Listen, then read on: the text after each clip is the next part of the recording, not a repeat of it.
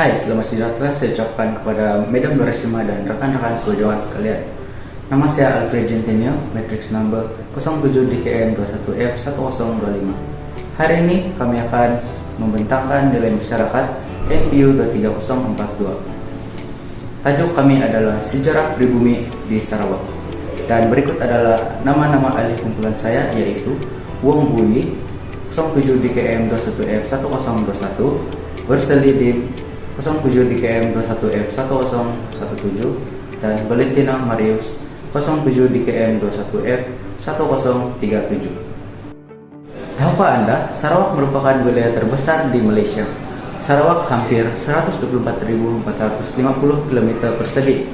Jumlah penduduk pula di Sarawak sebanyak 2.804.900 penduduk.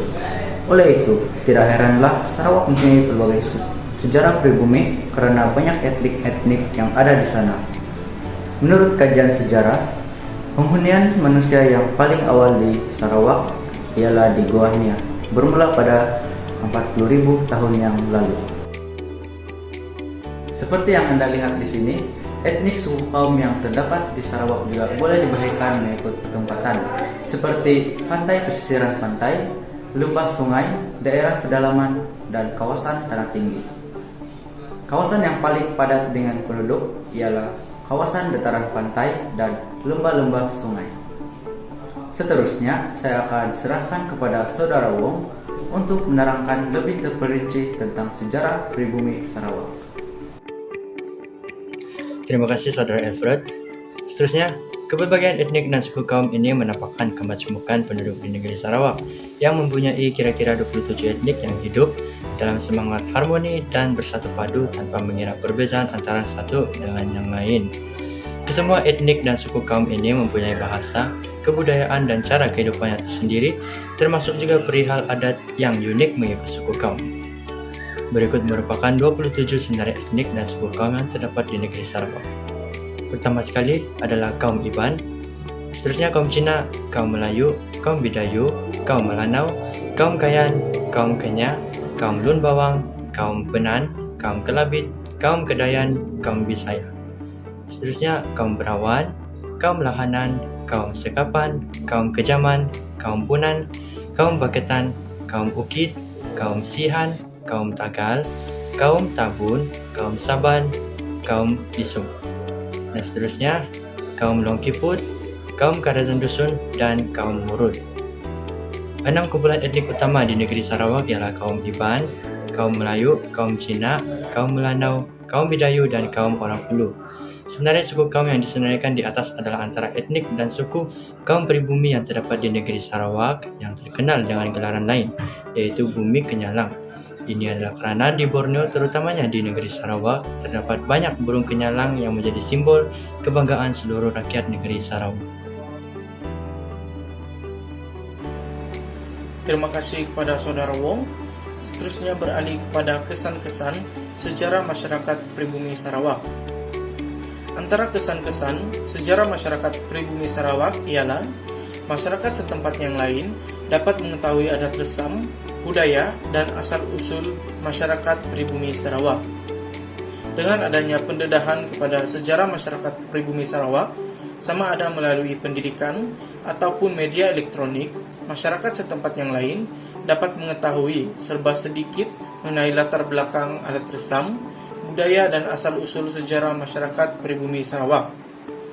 Selain itu, buku-buku terbitan mengenai sejarah masyarakat pribumi Sarawak juga membolehkan masyarakat setempat yang lain mengetahui sejarah masyarakat pribumi Sarawak dengan lebih meluas. Oleh itu, masyarakat setempat yang lain dapat mengetahui sejarah masyarakat pribumi Sarawak sekaligus dapat menghormati adat resam dan budaya masyarakat pribumi Sarawak. Kesan sejarah masyarakat pribumi Sarawak yang seterusnya ialah kaum-kaum di Sarawak dapat mengetahui sekaligus mengamalkan dan mengekalkan adat resam dan budaya mereka masing-masing. Hal ini demikian dengan adanya sejarah masyarakat pribumi Sarawak.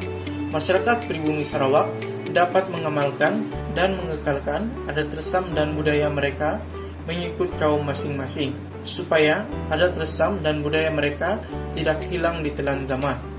Selain itu, masyarakat pribumi Sarawak juga dapat memperkenalkan adat resam dan budaya kaum mereka masing-masing kepada masyarakat setempat yang lain dengan mendedahkan serba sedikit mengenai adat resam, budaya, dan sejarah masyarakat pribumi Sarawak kepada mereka.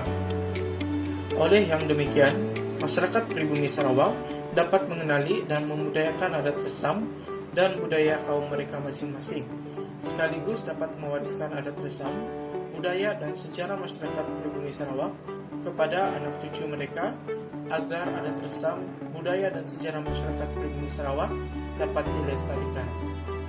Kesan sejarah masyarakat pribumi Sarawak yang terakhir ialah masyarakat setempat yang lain dapat mengetahui kaum-kaum yang terdapat di Sarawak.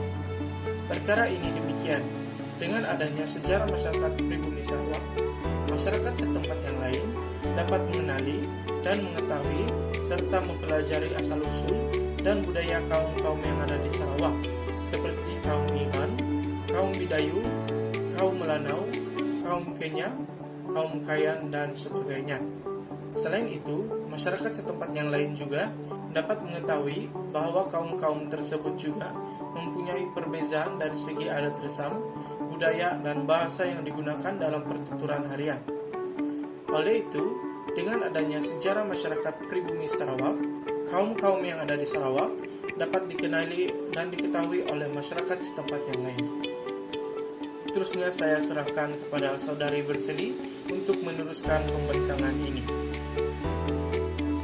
Antara kepentingan sejarah masyarakat pribumi Sarawak bagi generasi muda adalah dapat memupuk semangat patriotik. Jika kita lihat keadaan pada hari ini, masyarakat tidak lagi menghargai jasa-jasa pejuang tanah air yang telah bersusah payah membebaskan negeri Sarawak daripada dijajah. Generasi muda seharusnya mengingati jasa dan sumbangan tokoh-tokoh tanah air seperti Syahid Masyur bin Muhammad Al-Sahab atau Syarif Masor, Datuk Patinggi Abang Ali bin Abang Amir atau Datuk Patinggi Ali dan Rosli bin Dobi. Negarawan ini telah berhempas pulas mencari jalan terbaik supaya masyarakat pribumi Sarawak dapat menikmati kemakmuran dan kedamaian. Maka, semangat patriotisme dapat dipupuk dalam jiwa generasi muda, malah mereka akan sentiasa bersyukur dan memberi penghargaan terhadap pengorbanan pejuang tanah air terdahulu. Selain itu, dengan adanya sejarah masyarakat pribumi Sarawak ini akan menyemai perpaduan antara kaum terutamanya dalam kalangan generasi muda. Sistem pendidikan yang terasing sedikit merencat perkembangan perpaduan antara kaum generasi muda hari ini. Namun begitu, dengan mempelajari sejarah, elemen perpaduan itu akan dipupuk secara tidak langsung. Pokok tidak akan berdiri kukuh tanpa akar, begitu juga dengan negeri Sarawak tanpa rakyat. Jika rakyat mengutamakan nilai perpaduan, keamanan dan kestabilan negeri pasti akan terjamin.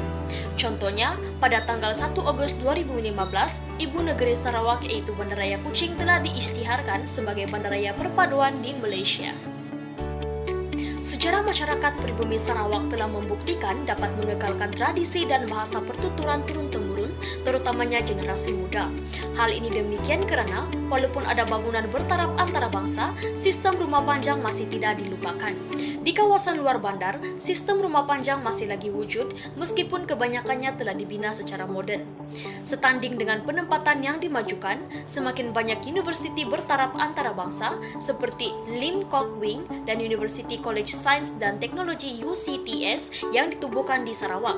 Seni binanya UCTS sangat futuristik dan boleh dianggap sebagai salah satu hasil bangunan Malaysia paling moden di Malaysia. Saya mewakili kumpulan kami mengucapkan rasa syukur dan terima kasih kepada Madam Nur Hasima dan rakan-rakan seperjuangan sekalian dalam menjayakan proses pembentangan pada hari ini.